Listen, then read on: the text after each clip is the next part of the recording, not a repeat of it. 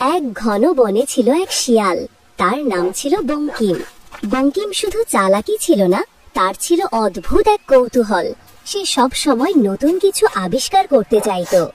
একদিন বঙ্কিম শিকারের খোঁজে হাঁটতে হাঁটতে এক বিশাল পাথরের গুহার কাছে পৌঁছালো। গুহাটা ছিল অস্বাভাবিক রকমের নিস্তব্ধ। অন্য সব প্রাণী সেই গুহার ধার কাছ দিয়েও যেত না, কারণ তাদের ধারণা ছিল গুহার ভেতরে খুব হিংস্র কিছু একটা লুকিয়ে আছে। কিন্তু বঙ্কিমের কৌতূহল তাকে গুহার ভেতরে যেতে প্ররোচিত করলো। সে সাবধানে গুহার মুখে গেল এবং দেখল গুহার ভেতরে কোনো জন্তু নেই, আছে শুধু এক বিশাল মৌচাক, যেটা গুহার সিলিং থেকে ঝুলছে। আর মৌচাক ঘিরে আছে হাজার হাজার মৌমাছি। বঙ্কিমের জিভে জল এলো। মধু, কিন্তু মৌমাছিদের আক্রমণ থেকে বাঁচা সহজ নয়। সে কিছুক্ষণ ভাবল, সরাসরি আক্রমণ করলে সে নিশ্চিত দংশিত হবে। বঙ্কিম গুহা থেকে বেরিয়ে চারপাশ দেখতে লাগলো। সে দেখল কাছেই একটা ছোট জলাশয় আছে এবং জলাশয়ের ধারে জন্মেছে প্রচুর কাদামাছি। বঙ্কিমের মাথায় একটা বুদ্ধি এলো। সে দ্রুত জলাশয়ের দিকে ছুটল এবং তার সারা শরীরে ভালো করে পুরো কাদা মাখিয়ে নিল। কাদা শুকিয়ে গেলে তার শরীরটা দেখতে লাগছিল যেন একটা পাথরের মূর্তির মতো, পুরু এবং শক্ত। এরপর বঙ্কিম সাবধানে গুহার ভেতরে ঢুকলো।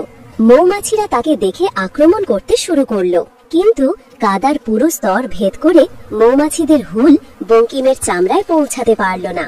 দংশনগুলো তার গায়ে সামান্য সুরসুরি ছাড়া আর কিছুই লাগছিল না। কাদামাটির বর্ম পরে বঙ্কিম সোজা গিয়ে মৌচাকের নিচে দাঁড়ালো এবং তার থাবা দিয়ে মৌচাক থেকে মধু ভেঙে ভেঙে খেলো। প্রচুর মধু খেয়ে তার মন ভরে গেল। সে শুধু পেটই ভরল না, শক্তিও পেল অনেক। মৌমাছিরা ক্ষিপ্ত হয়ে তাকে কামড়াতে থাকলো, কিন্তু বঙ্কিম তাদের পাত্তা দিল না। এক সময় পেট ভরে যাওয়ার পর বঙ্কিম গুহা থেকে বেরিয়ে এলো। বাইরে এসেই সে জলাশয়ের পাশে গিয়ে গড়িয়ে গড়িয়ে গায়ের কাদা ধুয়ে ফেললো। এখন সে একদম পরিষ্কার, সতেজ এবং পেট ভরা। অন্যান্য প্রাণীরা দূর থেকে দেখলো বঙ্কিম হাসতে হাসতে গভীর জঙ্গলের দিকে চলে যাচ্ছে। তারা ভাবলো, কি আশ্চর্য, শিয়ালটা কি সত্যিই কোনো জাদু জানে? এত মৌমাছির ভিড় থেকে সে অক্ষত অবস্থায় ফিরল কিভাবে? আর বঙ্কিম মনে মনে হাসলো।